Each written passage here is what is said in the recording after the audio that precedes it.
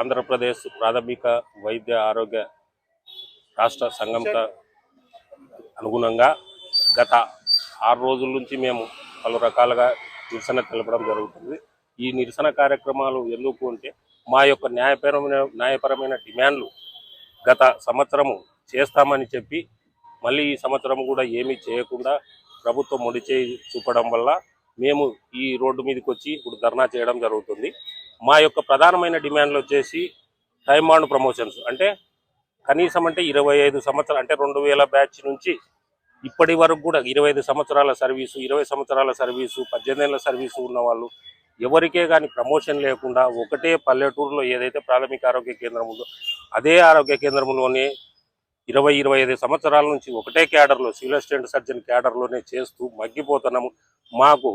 Time bond ప్రకారం 12 ఏళ్ళు 8 ఏళ్ళకు ఒకసారి, 12 ఏళ్ళకు ఒకసారి, 18 ఏళ్ళకు ఒకసారి మాకు ఖచ్చితంగా ఈ ప్రమోషన్స్ అనేది ఇవ్వాలి. అది ఇస్తామని చెప్పి అది ఇవ్వకుండా అలాగే ఈ 2020 బ్యాచ్ ఏదైతే డాక్టర్లు కొత్తగా వైద్య వృత్తిలో చేరారో వాళ్లకు 3 ఏళ్ళు కాగానే మీకు ఇన్ సర్వీస్ పీజీ కోటా 30% అన్ని బ్రాంచ్ల్లో ఇస్తామని చెప్పి వాళ్ళను మోసపూరిత ఇది చేసి వాళ్ళని అప్పుడు రిక్రూట్ చేసుకొని ఇప్పుడు ఈ యొక్క గవర్నమెంట్ వచ్చిన తర్వాత మీకు 20% ఇస్తామని చెప్పి పోయిన సంవత్సరము ఏదైతే హామీ ఇచ్చిందో అన్ని స్పెషాలిటీలో 20% ఇస్తామని చెప్పి హామీ ఇచ్చి కేవలం ఆ సంవత్సరానికే పోయిన సంవత్సరానికే పరిమితం చేసి ఈ సంవత్సరం అసలు 15%, 10% కూడా ఇవ్వకుండా మొండి చేయి చూపడం వల్ల ప్రతి ఒక్క వైద్యుడు ప్రాథమిక ఆరోగ్య కేంద్రాల్లో రాష్ట్రం తరఫున ఎంతమంది అయితే 1017 మంది డాక్టర్లు ఎవరైతే ఉన్నారో వాళ్ళందరూ ఇప్పుడు రోడ్డు మీదకి వచ్చి ధర్నా చేయడం జరుగుతున్నది.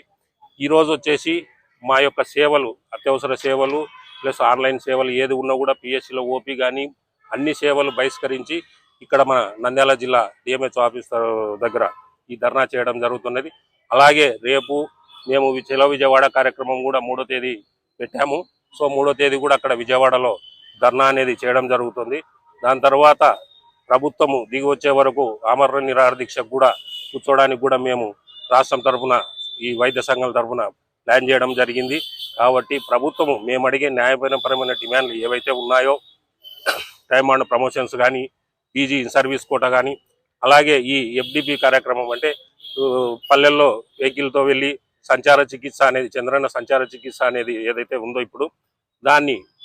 4500 అలవెన్సెస్ ఇస్తామని చెప్పి పోయిన సంవత్సరం ఒప్పుకొని అవి కూడా ఇవ్వడం లేదు. అలాగే 2020 బ్యాచ్లో రిక్రూట్ అయిన మెడికల్ ఆఫీసర్లు ఎవరైతే ఉన్నారో వాళ్ళకు నోషనల్ ఇంక్రిమెంట్ కూడా ఇస్తామని చెప్పి అది కూడా ఇవ్వలేదు. సో ఇట్లా న్యాయపరమైన డిమాండ్స్